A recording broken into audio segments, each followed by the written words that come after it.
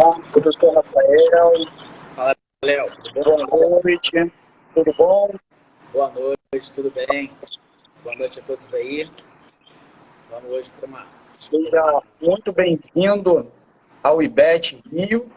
Na verdade, dando as boas-vindas novamente, né, porque nós fomos contemporâneos de IBET Rio. Então, é um grande prazer trazê-lo aqui para a gente conversar um pouquinho sobre o ITBI, né? A imunidade, a análise acerca da imunidade do ITBI e das receitas inerentes à atividade preponderante das empresas. Então, esse é o título da nossa live de hoje. O professor Rafael Rocha é auditor fiscal do Estado de São Paulo. Ele também é especialista em direito tributário do IBET e professor de legislação tributária e direito tributário do Estratégia Concursos e da Faculdade Unileia. Então, seja muito bem-vindo, professor Rafael. Então, aqui, ó, já tem uma galera entrando aí, né? A Valéria, a Margarete, tem aqui o Felipe Silveira. Legal. Felipe Silveira, que é auditor aí, aqui em um dos municípios do estado do Rio de Janeiro. Juarez, Clarice, a Anne. Então, pessoal, Renata, sejam muito bem-vindos, todo mundo aí. Bom, em um primeiro momento eu agradeço aí, né, novamente. E essa é uma live, professor, que a gente está tendo o hábito de fazer semanalmente, às vezes 2 vezes por semana. Então, a gente é um dos projetos que o IBET Rio possui. Além desse projeto, nós temos também o projeto do TP, né? A Tributação em Perspectiva, que normalmente nós chamamos também outros professores, aí é um tema, e já são outros convidados, né? Uma quantidade de convidados um pouquinho maior, e sem contar, né, que essa ideia do IBET, ela foi encampada pela nossa coordenação e tem dado muito certo aí. A ideia da live, professor, é a gente mostrar um pouquinho da praticidade da análise da fiscalização tributária em relação a essas receitas operacionais. Então, tema muito pertinente em relação à esfera municipal. E aí, na verdade, é um bate-papo aqui, né? Então, o que nós iremos tentar mostrar para os alunos é um viés contábil, uma análise jurídica acerca da imunidade tributária do ITBI, ok? Por falar em imunidade, nós não podemos deixar de falar da Constituição Federal, ok? Então, a imunidade tributária do ITBI, ela está lá no artigo 156, parágrafo 2º da Constituição Federal. Essa imunidade do ITBI, ela veda a incidência do imposto em realização de capital e também sobre as transmissões de bens, no caso ou decorrente de fusão, incorporação, algumas formas de extinção da pessoa jurídica, ok? Então, o objetivo dessa imunidade é o quê? A princípio é tornar menos onerosa para a pessoa jurídica na operação constitutiva da empresa através de conferência de bens imóveis, né? Bem como operações de incorporação, cisão ou propriamente a sua extinção. E também existe uma outra questão dentro da imunidade tributária, que é assegurar a mobilização de bens ou direitos entre pessoas jurídicas em prol do desenvolvimento econômico do Brasil. Então, muito se fala em princípio da livre concorrência, né, se ele tem que ser respeitado, né, o princípio da igualdade substancial. Então, com relação a essa questão do objetivo da imunidade tributária, tem um livro muito interessante do professor Sacha Calmon Navarro Coelho, que ele fala muito bem sobre esse objetivo. É um livro que foi escrito pela editora Forense, né, em relação aos comentários da Constituição Federal, editora Forense aqui do Rio de Janeiro. Ok? Então, um ponto muito específico, muito prático, né, em relação a essa questão da imunidade tributária, é uma questão que esse reconhecimento da imunidade tributária, em um primeiro momento, ele é feito através de um pedido específico de imunidade tributária, em que o próprio contribuinte ele vai lá à Secretaria de Fazenda e protocola esse pedido de imunidade tributária. E, obviamente, a análise dessa imunidade é feita por um auditor fiscal municipal. Ok? Então, por meio de um processo administrativo específico, esse é um ponto prático muito importante, tá?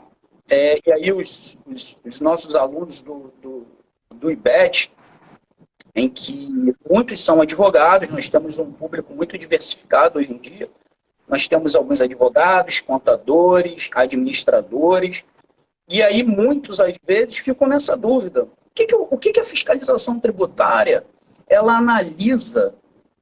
Como que é feito isso? O pedido ele é feito um pedido específico na secretaria? Claro que a documentação que o contribuinte ele vai mostrar para a fiscalização vai depender muito também do procedimento administrativo, né, que a legislação tributária específica do município abarca. Mas a bem da verdade é que a autoridade administrativa ela vai analisar por meio de um pedido específico. Então, esse é o primeiro ponto. Tá? Então, através de um pedido específico, o ente municipal ele vai fazer a análise. Ok? E aí, a análise que é feita, né? Então, esse é o ponto, e a pergunta é: a fiscalização tributária municipal, né? O que ela analisa na hora da imunidade, na hora de conceder ou indeferir a imunidade tributária? Qual é o método analítico utilizado pelos auditores para reconhecer tal imunidade tributária? Então, esse é um ponto extremamente importante, um ponto prático, que é a chave da nossa live de hoje. Então, o primeiro ponto é: o que são receitas operacionais e não operacionais? Será que essas receitas não operacionais é o correto se dizer hoje em dia? Como é que isso está lá no demonstrativo de resultado, no DRE, na análise contábil que o auditor fiscal ele vai fazer? Tá? Qual é a base analítica que a auditoria ela faz em relação a essa imunidade? Vejam, com o advento, né, da Lei 11.638, a lei que fez alteração na lei das SAs, bem como a 11.941 de 2009, ela trouxe algumas alterações nas leis das SAs, sem contar com a criação dos CPCs, e aqui abro um parêntese, CPC significa Comitê de Pronunciamentos Contábeis, que aqui nós temos o nosso público, a maior parte é do direito, então às vezes talvez não estejam acostumados com determinados termos contábeis. Então, com a criação desses três, a alteração das leis das SAs e a criação do CPC, esse termo receita não operacional foi suprimido aí para constar na DRE. Então, a questão que se deve analisar, que a fiscalização tributária, ela tenta ir no ponto, é uma questão de interpretação que é dada pelo próprio fisco, quando dá análise das peças contábeis, para a realização dessa apuração de preponderância de receita. Ok? É claro, nós não podemos deixar de falar também do artigo 37 do Código Tributário Nacional, e aí a gente, né, ultrapassando já a divergência, se ele foi recepcionado ou não, em relação à Constituição Federal. O fato é que a fiscalização tributária, ela também analisa esse dispositivo legal, tá? Nos seus parágrafos 1º, 2º e 3º, que fala exatamente sobre os critérios, né? Quando se caracteriza uma receita preponderante, no caso do parágrafo 1º, ele diz que é quando há 50% da receita operacional da pessoa jurídica adquirente, nos 2 anos anteriores e nos 2 anos subsequentes, né? No decorrer das transações mencionada no artigo. Então, essa é a leitura do parágrafo 1º e essa questão da preponderância, né? Então, a fiscalização tributária, ela vai ao artigo 37, parágrafo 1º, 2º e 3º. Então, a questão, professor, é que eu pego essa situação fática, né? Essa questão muito na prática, e o que alguns exemplos, depois a gente pode comentar alguns exemplos aqui. Uma vez eu peguei em uma auditoria, e é claro, né, falando como auditor, né, não, é claro que a gente não pode dar exemplos com nome, né, então a gente suprime os nomes aqui das empresas. Então, o fato é que uma vez eu peguei em uma auditoria, uma empresa que fez uma mudança na junta policial em relação à atividade da empresa. Então, a atividade da empresa era X, tá? Depois, ela não fez nenhuma alteração societária, ela fez apenas uma mudança de objeto societário, que foi o aluguel de imóveis próprios, né? Então, essa é a questão, né? Então, a análise é meramente em relação ao documento, ou a análise nós temos que fazer em relação à parte fática, né? Então, uma empresa que só tem apenas esse único objeto societário, né? Então, em seu contrato social. Então, é um ponto sensível de análise que, no decorrer da live, a gente pode comentar. Então, eu deixo essa pergunta no ar, até para os nossos ouvintes aqui. O que fazer? Conceder ou não conceder a imunidade tributária? Qual é o tratamento que a fiscalização ela dá quando apurada a ocorrência da preponderância das receitas operacionais no período elencado aí no Código Tributário? Bom, essa é uma pergunta bem objetiva, né? Que, a meu ver, o fisco ele vai fazer o lançamento referente ao ITBI, uma vez que houve a preponderância, acrescido dos seus respectivos consectários legais. Então, esse é um ponto, né? Agora, uma vez não constatada a preponderância da receita, imunidade tributária aplicada, deferida e concedida pela fiscalização. Agora, outro ponto extremamente importante e prático, acho que talvez já tenha falado aí uns 3 pontos aí, eu acho que eu já estou no 4º ponto prático aí em relação à análise que um advogado ele precisa ter quando ele faz esse pedido de imunidade, ou quando a fiscalização concede ou indefere, até para ver se a fiscalização fez correto ou de forma incorreta. Quais são os critérios práticos utilizados pelo fisco para análise do reconhecimento da imunidade tributária? Eu pergunto novamente. O fisco, ele inicia um processo administrativo de fiscalização, ok? Partindo da verificação de quê? Dos fatos contábeis. Os fatos contábeis ocorrido, obviamente, no período que a empresa fica, vamos dizer assim, de quarentena, num período que a empresa fica em análise. Então, a fiscalização tributária, ela vai analisar os demonstrativos financeiros e contábeis exigidos pela legislação. Então, nós temos aí, dentro da teoria da contabilidade, nós temos aí os CPCs que nos autorizam, né? Temos, em relação à documentação, o balanço patrimonial, o DRE, que é a demonstração de resultado, os livros diários, o razão analítico. E, obviamente, se houver alguma necessidade, a fiscalização ela pode e deve solicitar documentos que sirvam de quê? De base para a realização dos lançamentos contábeis. Então, essa é a questão. Essa vamos dizer assim, é a primeira parte, né, do que a fiscalização tributária ela pode analisar.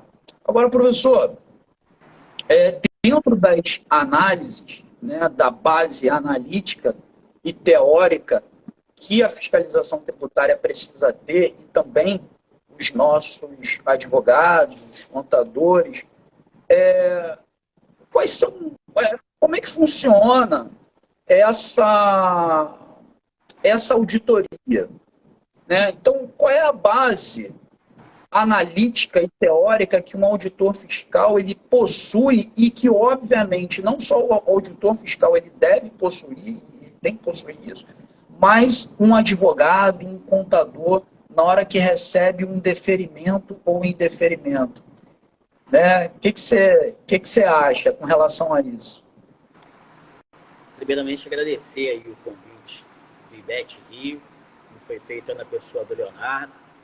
Tá? Agradecer ao Lucas, que eu também tive contato com ele, a gente falou um pouco antes dessa live. Agradecer não só ao IBET Rio, mas ao IBET como um todo, a instituição como um todo, né? Em particular por essas iniciativas, essas lives, eu acho que contribuem, né? Levam sempre informações aí que são muito úteis ao público em geral, o pessoal que lida com direito, seja um advogado, seja o auditor fiscal que vai estar trabalhando na fiscalização, seja o contador, seja um administrador, seja um estudante do direito, tá? Então, eu acho muito positivo e imagino eu que, especialmente no período aí pós-pandemia, né, o pessoal tem se comunicado bastante pelas redes sociais e com conteúdo útil como esse, eu acho que é de grande valia para todos os envolvidos aí. Tá? E aí, já que a gente está falando da imunidade aí do ITBI, né, o que eu considero, primeiramente, que a gente precisa entender é o conceito de receita, né? A gente precisa entender o que é receita, o que é uma receita operacional, falar um pouquinho mais da questão da análise da preponderância na prática, né? Como é que a gente vai verificar se é preponderante, como é que chega naquela... como é que eu consigo aplicar de forma prática ali o artigo 37, parágrafo 1º, 2º e 3º do CTN, né? E a gente tem que fazer essa análise considerando aí, como você falou, né? Obviamente, tem que considerar a parte jurídica, né? Mas a gente tem que entender um pouco da parte contábil, até porque nem sempre a parte contábil vai bater com a parte jurídica, né? Inclusive, eu destaquei que a própria lei das SA, a Lei 6404 de 76, lá no seu artigo 177, né? Ela fala, a escrituração da companhia vai ser mantida em registros permanentes, obedecida à legislação comercial e os dispositivos contidos na própria lei, né, que regem ali as sociedades anônimas, falando ainda que deve obediência aos princípios da contabilidade geralmente aceitos, devendo observar métodos ou critérios contábeis uniformes no tempo e registrar mutações patrimoniais segundo o regime de competência. Tá? Então, esse é o conceito que a gente tem contabilmente lá na 6404, que pode ser aplicada de forma supletiva às limitadas, como prevê o Código Civil lá no 1053, parágrafo único, né? Fala que o contrato social de uma limitada pode prever a aplicação supletiva da lei que rege as sociedades anônimas. E aí o parágrafo 2º fala assim, olha, a companhia vai observar exclusivamente livros e registros auxiliares sem qualquer modificação da escrituração contábil e das demonstrações exigidas na lei, no caso na 6404, disposições de lei tributária e de legislação especial sobre a atividade que constitua seu objeto. Então, ele está me dizendo o seguinte, olha, na prática contábil, a gente considera o que está aqui na 6404. Agora, se a legislação tributária te exigir uma outra coisa, você faz o que a legislação está te mandando, tá? Mas você mantém o registro contábil, tá? E aí isso tem muita relação com o que a gente vai falar justamente porque a gente deixou de falar em receita não operacional, despesa não operacional, né, com a mudança que a gente teve na 6404 lá em 2009, tá? E aí, voltando, a gente falando aqui um pouquinho do conceito de receitas, né? A gente tem diversos conceitos. A gente tem até um livro, escrito aí pelo Eldon Hendrickson, perdão, que ele fala da teoria da contabilidade. Ele fala que receita e aí qualquer, né, aquelas entradas referentes a todas as atividades, sejam elas principais ou não, tá? Desde que sejam relacionadas, obviamente, a atividades produtoras de riqueza de empresa. E aí, tudo isso daí é receita. Tá? Aí, a FASB, que no caso também, eu imagino que o pessoal do direito não esteja tão habituado, né, que é Financial Accounting Standards Board, ela fala um pouquinho de forma mais específica sobre receita, falando que elas constituem, né, elas só advêm de operações principais ali e básicas da empresa. Elas não podem constituir, por exemplo, aqueles ganhos eventuais que a empresa tem, por exemplo, uma indenização, né, seria um ganho incidental e aí não entraria no conceito de receita. E a gente tem uma análise do professor Aleomar Balieiro, tá, também sobre o tema, e aí, no livro dele, Direito Tributário Brasileiro, ele fala que receitas operacionais são aquelas decorrentes dos negócios normais da empresa. Tá? Então, tudo aquilo que ela compra, né, para revender, digamos assim, constitui um negócio normal. Tá? Então, nesse caso, esse seria o produto, né, aquilo que ia gerar a minha receita operacional na minha empresa. Tá? Então, basicamente, a gente vai considerar essa receita operacional como sendo aquela oriunda das atividades fins, tá? Das principais atividades, não atividades acessórias, mas que constem lá do QNAE dela, né, como atividades normais, como fala o professor Aleomar Balieiro, de uma empresa. Tá? E aí, ok, eu já sei que, por exemplo, então, se uma empresa que tem uma atividade, vamos supor, de vender trigo, né, se por acaso ela resolve se desfazer de um dos imóveis que está sendo subutilizado, né, muito imóvel, não precisa desse imóvel, não, vou me desfazer desse imóvel. Essa seria uma receita não tida como operacional, né? Porque é uma receita que não tem relação com os objetivos principais e acessórios daquela empresa. Tá? Então, na prática, seria isso. E aí, quando que essas receitas operacionais elas seriam consideradas como preponderantes, né? Aí eu preciso verificar, obviamente, a receita ali da pessoa jurídica, tá? E aí, como eu falei, essa receita operacional ela tem relação com a atividade principal ou acessória, né? Ela tem relação com a atividade normal da empresa. E aí a gente tem essa questão. Atividade preponderante, por exemplo, eu vou verificar se uma empresa, como eu falei, que a atividade dela é vender soja, certamente a receita operacional dela preponderante tem que ser vender soja. Agora, se eu pego, por outro lado, uma empresa que atua na compra e venda de bens imóveis, na locação de bens imóveis, certamente a atividade preponderante vai ser compra e venda desses bens imóveis, vai ser locação de bens imóveis. A atividade preponderante, você tem que fazer uma análise, não só em termos de números, né, para verificar, de acordo com a receita operacional dela, o que prepondera não, mas também de atividade relacionada com a atividade da empresa. Né? A empresa não pode dizer assim, olha, eu sou uma empresa que vende trigo, então necessariamente presume-se que a minha a receita preponderante vai ser a venda. Vamos verificar, a gente precisa fazer essa análise fiscal na prática. Precisa verificar isso, porque às vezes ele constitui uma empresa que tem um determinado objeto, mas aí ele está, a principal receita dele ali é, por exemplo, locação de bens imóveis. Então, então eu preciso realmente verificar, né, se essas receitas, se a preponderância que eu tenho, ela é verificada em relação às atividades daquela empresa.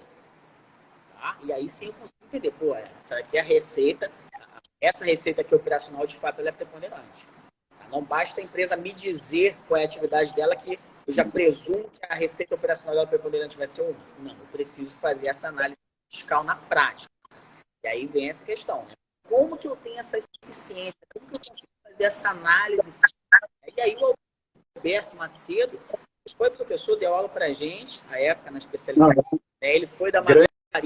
Grande amigo aqui, ele é auditor técnico aí da Abrasf, né? Está aí encampando essa reforma tributária, então ele está arrebentando aí, né? O Alberto, ele tem uns posicionamentos muito interessantes, mas toca aí, Rafa. Sim, sim. Então, ele defende essa ideia de receita operacional, né? Que tem, assim, toda aquela receita proveniente, né, do objeto da exploração da empresa, tá? E aí, ele fala, inclusive, que essa análise ela não se restringe somente com base nas receitas advindas daqueles imóveis que foram objeto de transferência para a pessoa jurídica adquirente. Né? Está dizendo o seguinte, olha, a pessoa comprou o imóvel, né, vou fazer aquela análise da preponderância, eu não vou analisar as receitas relativas apenas a esses imóveis que foram transmitidos. Eu vou considerar todos os imóveis da entidade. Inclusive, se esses imóveis, se eles estiverem em outro município, ok, eu preciso verificar isso. Significa dizer, obviamente, que, olha, verifiquei que a atividade preponderante da empresa consiste na locação de bem imóvel. Então, ok, vou cobrar o ITBI, mas um imóvel, né, que você considerou para apurar essa receita operacional preponderante, que esse imóvel está em outro município. É óbvio que aí o fisco ele não pode invadir a competência, ele, no caso, um município não pode invadir a competência de outro para exigir o ITBI. Não é isso. A questão é que a entidade não é única, ela é uma só.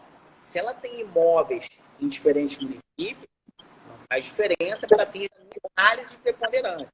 Tá? Então, eu vou considerar as informações, as receitas advindas aí de todos os imóveis que pertencentes à PJ. Aí não só aqueles que são objetos da transmissão, seja da fusão, seja da realização de capital, seja da incorporação, enfim. Tá? Inclusive, eu vou precisar saber as atividades, onde que eles estão sendo empregados, qual é a destinação que está sendo dada, para entender o que está sendo feito. Tá? E o próprio Alberto Macedo fala isso. Você precisa de informações relativas a todos os imóveis da PJ para eu saber realmente se desses imóveis advieram receitas de venda, de locação ou de arrendamento mercantil, para verificar se realmente, poxa, se a preponderância está nessas atividades, se a receita, realmente a maior parte da receita caracteriza aquela atividade relativa à compra e venda de bens imóveis, a locação desses bens ou arrendamento mercantil desses bens, nesse caso a gente teria afastado aí a imunidade do ITBI. Tá? Então é muito importante isso, que essa análise ela deve ser feita não somente, por exemplo, pensando aqui, me colocando na posição de fiscal, eu não vou exigir ali do contribuinte tão somente informações relativas aos imóveis situados no meu município. Negativo. Eu quero saber informações relativas a todos os imóveis da pessoa jurídica, inclusive aqueles situados fora. Então, Rafa, a análise a análise que a fiscalização ela faz, ela deve ocorrer sobre a contabilidade da empresa como um todo. Não é isso? A análise é geral. Né? Então, por isso que a gente analisa não só os imóveis situados naquele município, mas sim, né, a análise ela é relacionada à contabilidade geral da empresa. É só uma parte. Exato. E aí, na prática, na auditoria, né, é como a gente vai trabalhar, vai fazer. A gente considera como receita aqueles aumentos da decorrência ali seja um aumento de um ativo, de inversão de passivo, que resultem num aumento de patrimônio líquido, né, obviamente, desde que não se relacione com contribuição dos próprios proprietários. Então, a gente vai analisar isso, e aí, historicamente, como você mencionou, imagino agora que o pessoal já esteja mais íntimo, aí CPC, né? A gente tinha o CPC 30, né, que tratava do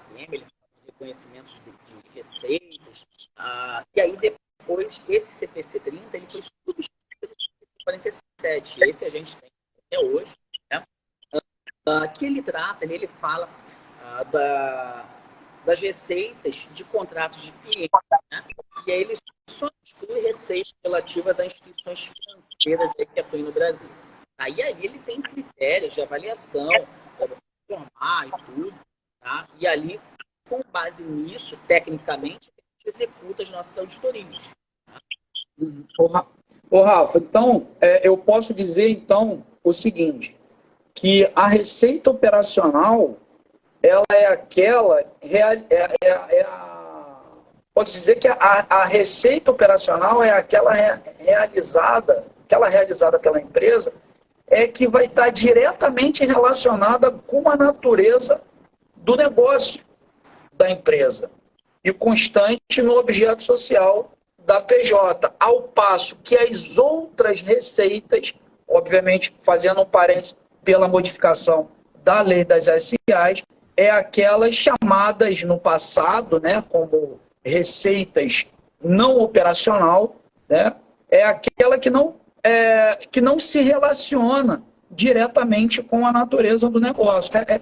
É uma exclusão, né? Se a receita operacional é aquela que está relacionada com a natureza do negócio e o objeto societário, as outras receitas são aquelas que não estão diretamente relacionadas com o negócio da empresa, né? Então, como receitas de dividendos, indenização de seguros, né, venda de imobilizados e outros tipos de receitas.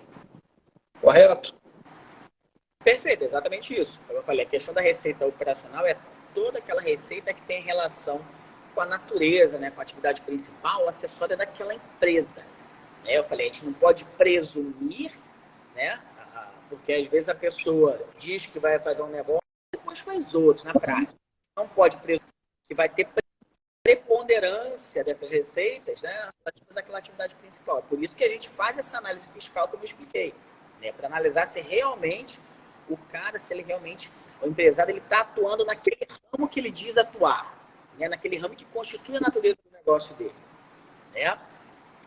E aí, de fato, por exclusão, as não operacionais são aquelas não relacionadas com o objeto da empresa, lembrando que, no caso específico aí de a compra e venda de bens móveis, vai depender, às vezes a gente pode estar falando de uma empresa, e aí não há que se falar na aplicação da imunidade, né, relativa à TBI, mas se for uma empresa que trabalha de fato no ramo imobiliário, a atividade preponderante dela espera que seja nesse ramo, né?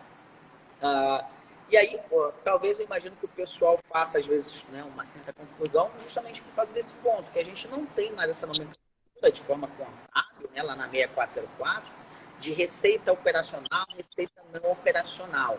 Tá? Mas, como eu falei, nada impede que a legislação tributária continue considerando da mesma forma. E é o que a gente tem na prática. Né? A gente olha para o regulamento do imposto de renda, lá em 99, né, o antigo, e você vê lá no artigo 418, ele está dentro do capítulo que é resultados não operacionais. Aí tem cessão dos ganhos e perdas de capital. E aí a sucessão de disposições. Esse 418, ele é igualzinho ao artigo 501 do regulamento do imposto de renda de 2018. Ele é igualzinho. Tá? A única diferença é que, como a gente teve ali, até para adequar, ajudou a parte a nomenclatura contábil, ele continua falando. Classificado como ganhos e perdas de capital, ele fala liquidação de ativo. Aí se falava antigamente em permanente, porque assim era previsto na 6404. E aí, hoje em dia, como a gente não fala mais em permanente, fala ativo não circulante, classificado como investimentos, imobilizado ou intangível. Mas a ideia é a mesma. Inclusive, como eu falei, o nome do capítulo lá no regulamento do imposto de renda continua o mesmo. Capítulo relativo a resultados não operacionais. Tá? Então, a gente não é que deixou de existir. Não, a diferença é que agora a gente tem, inclusive na DRE, né, se olhar lá, você consegue ver que antes você tinha despesa não operacional, receita não operacional. Agora, essas despesas não operacionais e receitas não operacionais, elas foram incluídas dentro de outras receitas ou despesas. Não se fala em operacional, mas na essência continua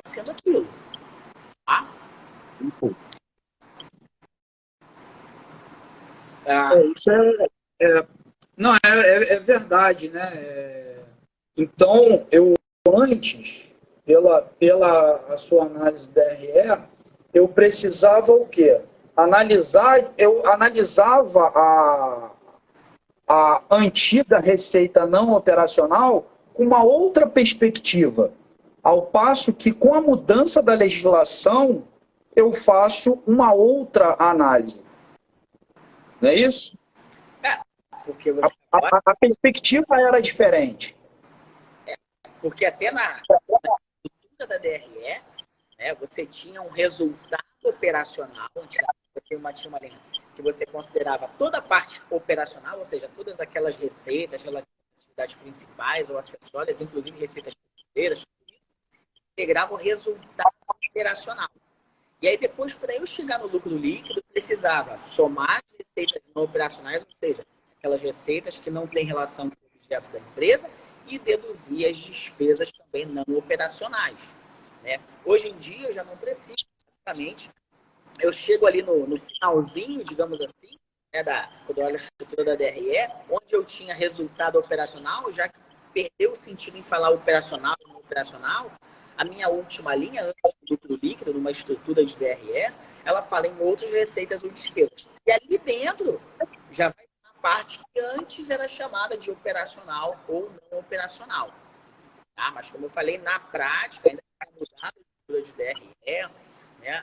Ainda que a gente tenha tido a mudança na 6404, na prática, nada mudou quando a fiscalização vai fazer análise acerca das atividades preponderantes, né, da receita relativa às atividades preponderantes, para verificar se aquele contribuinte, naquela determinada transmissão, realização de capital, enfim, extinção de pessoas jurídicas, se há ou não inmunidade. Na essência, continua tendo a mesma coisa, considerando como receitas operacionais, aquelas receitas que passam da empresa, e receitas não operacionais, aquelas receitas periféricas que não guardam relação com o objeto do próprio contrato social, né, com o negócio em si. Tá? Quer fazer alguma... Sim, então aquela questão, né, que eu coloquei em momentos anteriores aqui dessas análises específicas da RE que você fez, que você analisou, quando uma empresa ela faz a mudança, né, do objeto societário, não altera o tipo societário, não faz nenhum tipo de alteração, mas ela apenas muda o objeto. Ao invés de ser um tipo de prestação de serviço, agora é locação de imóveis próprios. Então, existe essa questão, né? O que considerar? A gente, existe um exame de jurisprudência que eu fiz no passado, né, que aproximadamente de uns sete acordos do STF, né? E a análise é assim, é unânime na jurisprudência. Então, eu até separei aqui, né? De relatoria do ministro Ricardo Lewandowski, ele considerou a matéria fática, é aquilo que é feito ali na prática, né? Outro do ministro Dias Toffoli, matéria fática também, né, que é o RE 685346. O posicionamento do ministro foi em relação à matéria fática. Então, assim, todos esses que eu fiz uma análise no passado aqui, que eu estava fazendo uma pesquisa anteriormente, todos eles se posicionaram pela matéria fática. Né? Então, a gente fala muito, né, da professor Paulo de Barros Carvalho, né, sobre... E aí, obviamente, a gente... que o intuito é mostrar algo prático, né, aqui da contabilidade, mas só fazendo esse parênteses, né, o professor Paulo, ele fala, né, que a própria substância do direito é a linguagem.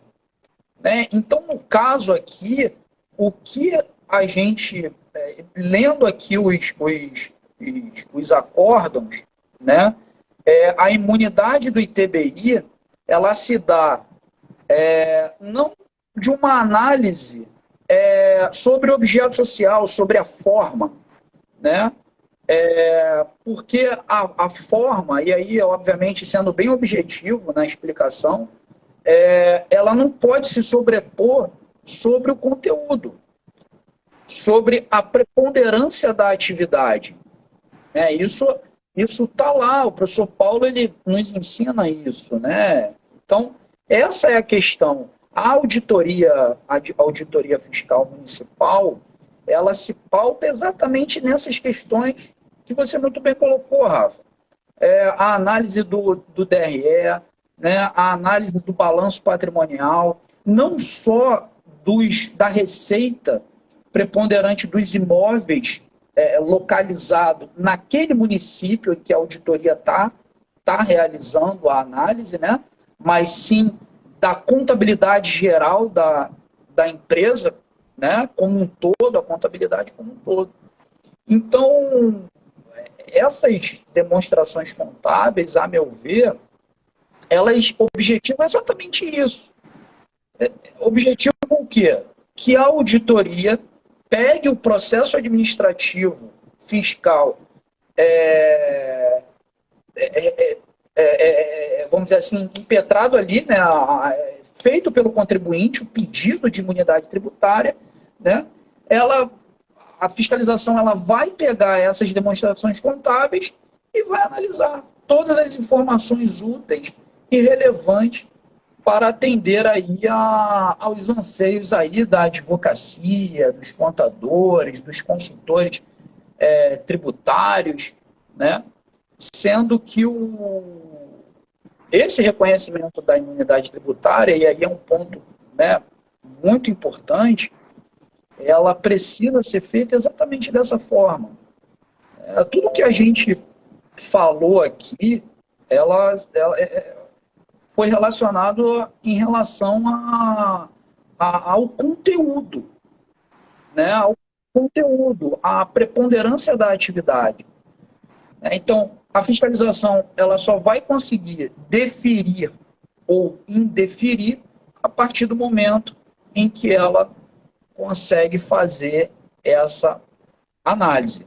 E aí, obviamente, como a gente explanou aqui, nesses 45 minutos de live até agora, foi exatamente isso. Eu recebo, às vezes, Rafa, muitos advogados, né, muitos contadores, né, em plantões fiscais, exatamente com essa dúvida. Uma dúvida da legislação. Te pergunto, olha só, eu quero fazer um pedido de imunidade tributária. Eu estou fazendo uma cisão e, né, eu tô aqui, né, fazendo fazendo uma incorporação, né, e aí eu quero quais são os documentos que vocês vão analisar? É uma pergunta muito ampla, né?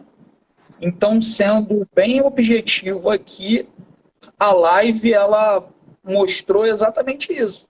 O que a fiscalização tributária municipal analisa quando a advocacia, quando os contadores, eles, em seus municípios de interesse, façam aí um pedido de imunidade tributária em relação a essa questão do do artigo 156, parágrafo 2º da Constituição Federal. Então é isso. Assim, e é essencial, né, como eu falei, é essencial que a fiscalização faça essa verificação por meio das demonstrações contábeis que servem justamente para fornecer informações acerca daquela empresa, da situação daquela empresa, tudo público externo, seja o advogado, seja o fiscal, seja um contador, seja, né, enfim, a depender do tipo de empresa, pessoas de fora, às vezes que vai adquirir aquela empresa, ok. Então, é essencial que a análise recaia sobre essas demonstrações. Né? Não dá para a gente se basear naquilo que o contribuinte declara. O contribuinte declarou que a atividade dele é essa, Então, necessariamente, a atividade preponderante vai ser essa. Calma aí, não há essa presunção. Eu preciso olhar as demonstrações, né, para verificar que realmente o cara está atuando nessa atividade. Né? Inclusive, na fiscalização, às vezes a gente vê pessoa que está lá, tem um KNAI, e a gente vai verificar na prática a atividade dele. Tudo bem que, no meu caso, no fisco estadual, não preciso me preocupar com o ITBI. Mas, às vezes, é isso. O cara declara que faz alguma coisa, que exerce uma determinada atividade, e na prática, você chega lá, o cara está fazendo outra. Então, por isso que não adianta, né? Não se presume que o cidadão está falando que a atividade dele é vender trigo. Então, necessariamente, então não preciso nem fazer essa preponderância. Se tiver uma incorporação, né? Se ele resolver incorporar uma outra empresa, se ele for adquirente, no caso, numa incorporação, opa, preciso fazer. Porque não adianta ele me dizer qual é a atividade dele. Eu preciso verificar, de fato, com base nas demonstrações contábeis, no balanço, numa DRE, né? Enfim, outras notas, outros documentos, inclusive nos livros, né? Razão, todos os livros que a gente analisa da parte contábil, né? Pedir informações a respeito dos imóveis, qual é a utilização daqueles imóveis, né? Qual a destinação, enfim. Então, preciso verificar se na prática realmente a atividade dele é aquilo ali. E aí sim faz sentido a gente falar, né, na análise da atividade preponderante, faz sentido a gente falar naquela 50%, para a gente verificar se vai ser aplicável ou não a imunidade relativa ao ITBI. Tá bom? É o que o professor Paulo, né, fala, né, que a linguagem da contabilidade ela representa o quê? Uma linguagem social. Né? Então, a contabilidade em si, ela é regida aí pela primazia da essência sobre a forma. Então, por isso que a gente precisa analisar as demonstrações contábeis, né? Fazendo a tradução disso que o professor Paulo ele costuma nos ensinar. A análise é exatamente essa, né? A essência sobre a forma. Né? Então,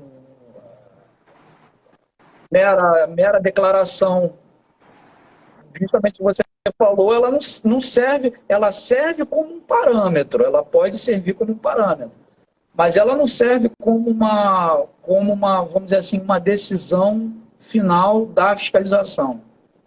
Tá? Então, é uma questão fática, de matéria fática. Né?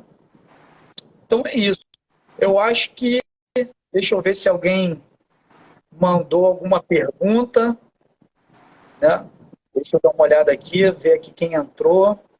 Ó, o nosso coordenador, o professor Paulo Fernando Souto Borges, está na live aqui.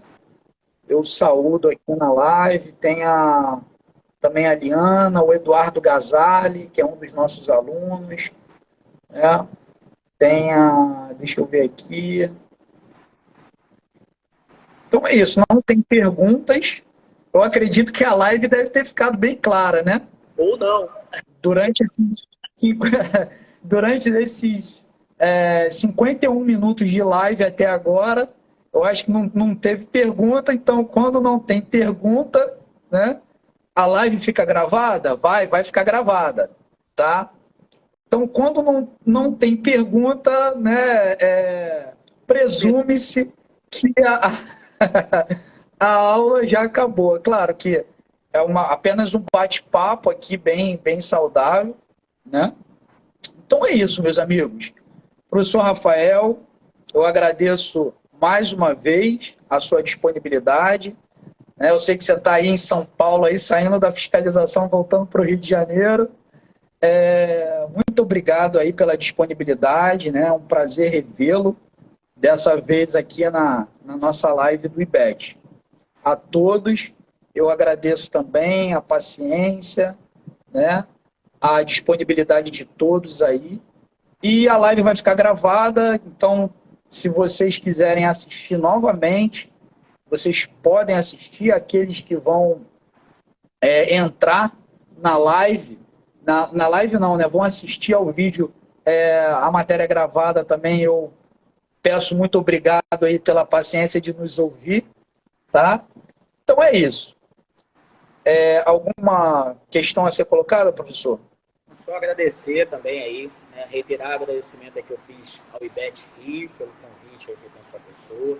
Tá? Parabenizar de novo pela iniciativa, eu acho muito legal, né? A gente pega ali pequenos temas, vai tratando aqui 50 minutos, uma horinha, né? E, pô, você pega aí, isso daí é um pequeno conteúdo que ajuda bastante, soma bastante aí para todos os interessados, né? Todo mundo que tem que lidar com direito, porque não necessariamente vai ser um advogado, vai ser um contador, quem quer que seja. Então, vai ser uma pessoa que realmente tem interesse nesses assuntos, né?